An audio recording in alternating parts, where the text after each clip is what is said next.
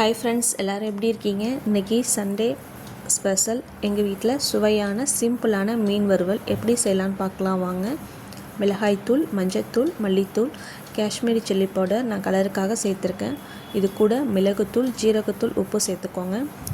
உப்பு காரம் உங்களோட டேஸ்ட்டுக்கு தகுந்தாப்பில் கூட குறைச்சி சேர்த்துக்கோங்க. இது கூட 1 டீஸ்பூன் இஞ்சி பூண்டு விழுது சேர்த்துக்கோங்க. 1 டேபிள் ஸ்பூன் சோள மாவு ஆட் பண்ணிக்கோங்க.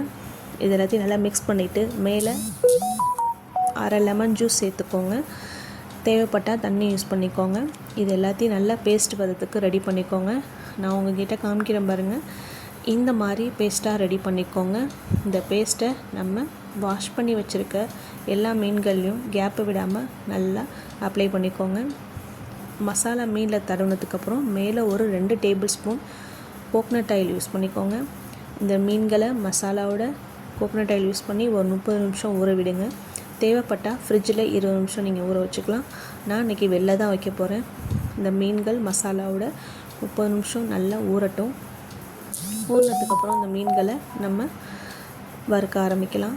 தோசைகள் ரெடியானதும் இது மேலே கோகனட் ஆயில் யூஸ் பண்ணி 2 பக்கம் நல்லா மீன்களை வறுத்து எடுக்க வேண்டியதுதான். மேலே கொஞ்சம் கருவேப்பிலை தூவி எடுத்துக்கோங்க. நல்லா கிறிஸ்பியான மீன் வறுவல் ரெடி ஆகிடுச்சு. அப்படியே எடுத்து சர்வ் பண்ணிட வேண்டியதான். கிறிஸ்பியான மீன் வறுவல் ரெடி. நீங்களும் இந்த மாதிரி செஞ்சு பார்த்துட்டு எப்படி இருக்குன்னு சொல்லுங்கள். பாய் பாய். தேங்க்யூ.